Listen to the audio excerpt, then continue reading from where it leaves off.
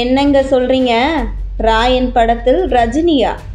தனுஷ் சொன்ன சுவாரஸ்ய தகவல். இது நம்ம லிஸ்ட்லேயே இல்லையே பாஸ். ராயன் படத்தை தனுஷ் இயக்கியுள்ளதோடு அதில் ஹீரோவாக நடித்தும் உள்ளார். இப்படம் வருகிற ஜூலை 26 திரைக்கு வர உள்ளது. நடிகராக மட்டுமின்றி பாடகர், பாடலாசிரியர், தயாரிப்பாளர் என பன்முக திறமை கொண்டவராக திகழ்ந்து வந்த தனுஷ் கடந்த 2017 இயக்குநராகவும் அவதாரம் எடுத்தார். அவர் அந்த ஆண்டு பாப்பாண்டி என்கிற படத்தை இயக்கினார். அப்படம் ரசிகர்கள் மத்தியில் நல்ல வரவேற்பை பெற்றது. அதைத் தொடர்ந்து நடிப்பில் பிஸியானதால் டைரக்ஷனுக்கு ரெஸ்ட் விட்டிருந்த தனுஷ் இப்போது தனது 2வது படத்தை இயக்கி முடித்துள்ளார். அப்படத்தின் பெயர் ராயன். இது வடசென்னை புதுப்பேட்டை பாணியில் உருவாக்கியிருக்கும் படமாகும். இப்படத்தை சன் பிக்சர்ஸ் நிறுவனம் தயாரித்துள்ளது.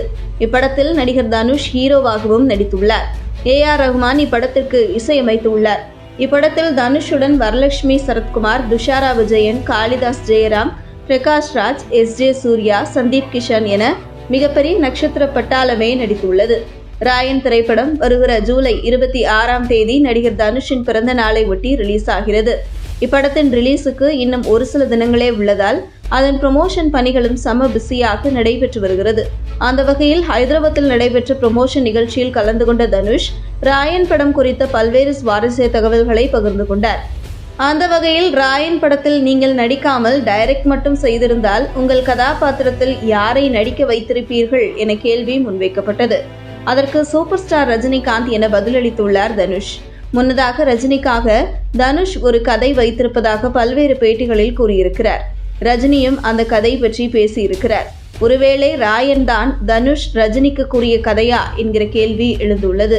அதேபோல் தெலுங்கில் உங்களுக்கு மிகவும் பிடித்த நடிகர் யார் என்கிற கேள்விக்கு பவன் கல்யாண் என தனுஷ் பதில் அளித்ததும் அரங்கமே அதிர்ந்தது. அடுத்ததாக மல்டி ஸ்டார் படம் பண்ண வேண்டுமென்றால் எந்த தெலுங்கு நடிகருடன் பண்ணுவீர்கள் என்கிற கேள்விக்கு ஜூனியர் NTR என பதிலளித்த தனுஷ் அவரை பிடிக்கும் என்றும் அவருடன் நடிக்க ஆசைப்படுவதாகவும் கூறினார்.